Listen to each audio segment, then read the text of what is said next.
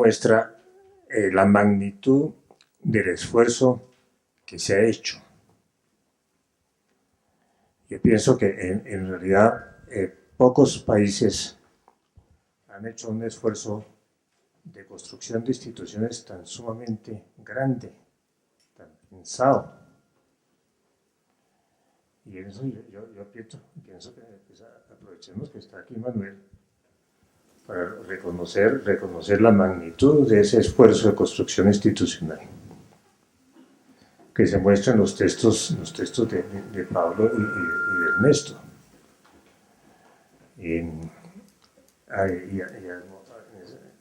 Pienso que para eso es bueno recordar la frase de Hirschman que dice que una de las características de los colombianos es que nos gusta darnos latigazos. Darnos latigazos por todo.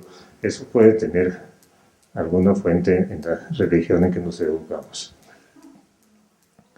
Es un esfuerzo enorme y yo pienso que todo el mundo lo reconoce, ¿no? Llegan aquí los extranjeros y dicen, bueno, es que ustedes tienen este sistema nacional ambiental desde hace cuánto, y esos 5 institutos y las 34 corporaciones.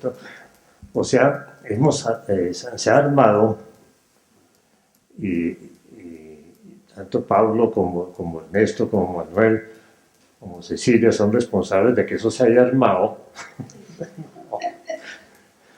y con un esfuerzo gigantesco, sobre todo por el momento en que se armó. O sea, el momento en que se armó, que fue el ascenso de Gaviria al poder y la nueva constitución, era un momento neoliberal. Era el momento en que toda la teoría liberal llegó al poder, tomó el poder. Y en ese momento, pues ustedes fueron capaces de construir la infraestructura que le da más fuerza al Estado en todo el continente. Yo pienso que no hay nada parecido en todo el continente. O sea, como respuesta a lo que pudiera llamarse la academia, porque todos ustedes son académicos, como respuesta de la academia al pensamiento neoliberal, yo creo que no hay nada igual. Y eso hay que recuperarlo. Lo que siguió de ahí en adelante fue los 20 años más terribles que hemos tenido en la historia de la República, sin duda. O sea, lo que pasó durante los siguientes gobiernos, pues no tenía nada que ver con el esfuerzo institucional que se había hecho. Lo que pasó durante los siguientes gobiernos fue el auge del narcotráfico, la toma del país por parte de la corrupción, la intensificación de la guerra. Y ante todos esos procesos tan sumamente fuertes, tan sumamente dramáticos, lo que podía hacer el SINA, pues es en realidad mucho menos de lo que hizo. Lo que hizo el SINA durante estos años es admirable, a pesar de todos los fracasos y de todos los errores que se han cometido. Lo que ha hecho el SINA es mucho mejor que lo que se ha hecho en otros países.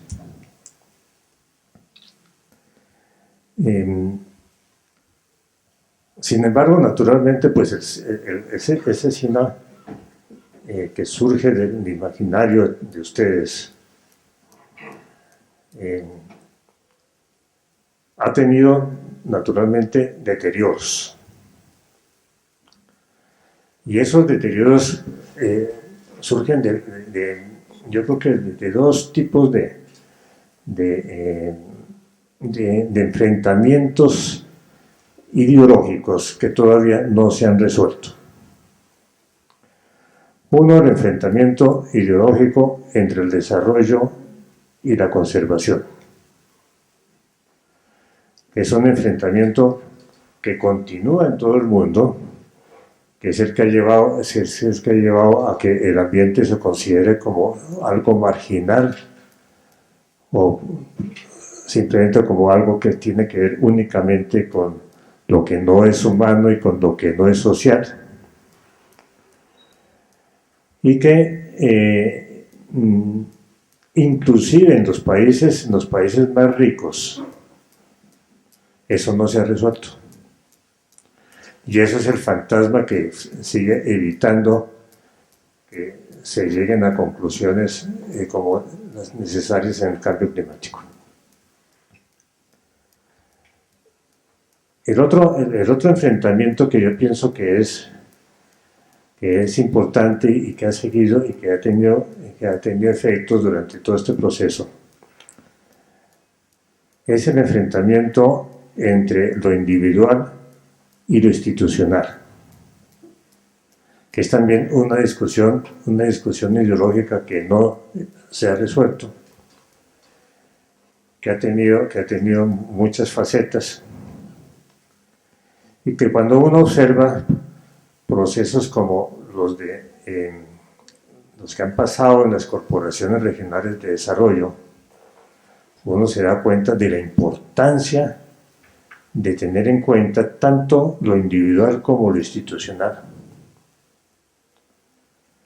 ¿Por qué han sido las fallas individuales las que han conducido a corporaciones que fueron tan sumamente eficientes como la CBC o como la Corporación de Bucaramanga,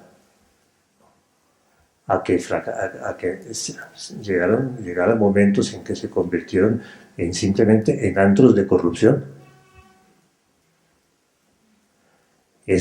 Naturalmente que esas fallas individuales pues, no surgían de la nada, surgían de lo que les he mencionado anteriormente, o sea, de la forma como la corrupción se tomó el país y la forma como el Estado no pudo responder. ¿Por qué? Por la guerra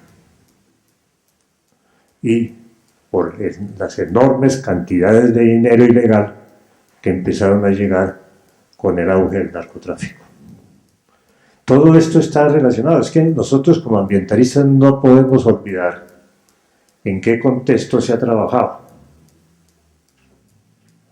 Y ese contexto ha influido dramáticamente en lo que yo diría fue el mayor esfuerzo de creación institucional que ha tenido el país.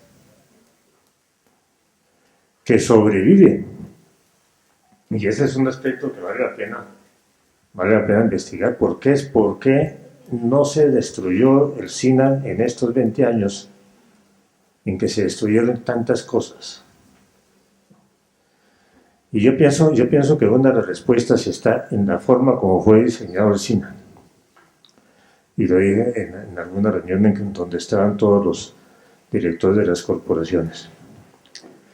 Yo pienso que la forma como fue diseñado el SINA, con sus 5 institutos de investigación, con sus 34 corporaciones ligadas a lo regional, con la forma como los cuerpos de la sociedad intervenían en las juntas directivas y en las asambleas, su cercanía con los municipios, toda la posición del ministro dentro del Consejo de Ministros y dentro del COMPES.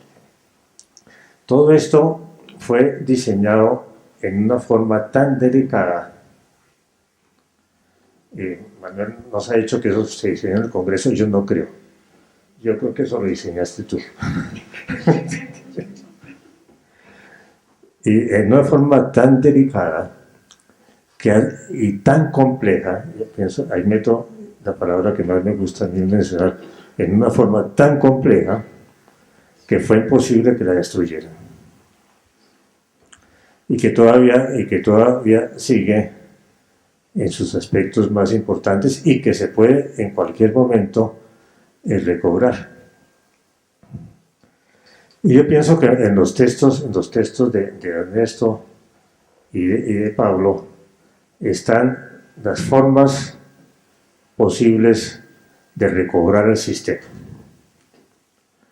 Porque los textos de ambos son tan detallados, con tanta profundidad, que hacen ver cuestiones como cómo la ciencia y la tecnología que estuvieron presentes en el sistema desde un principio, todavía existen en pedazos del sistema, todavía son respetables, todavía han producido cosas que no se han producido en otros países de América del Sur.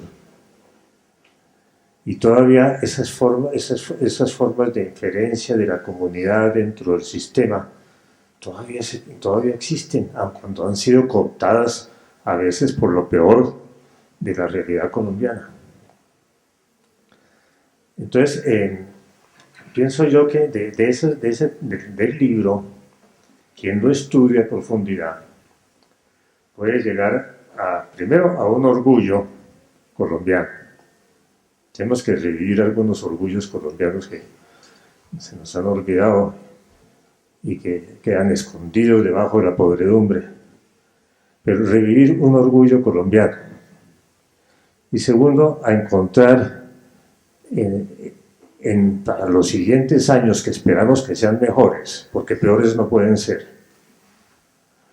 para los siguientes años que esperamos que sean mejores, encontrar las claves para que el SINA comience a operar en un periodo fundamental para el país, que es la construcción de la paz.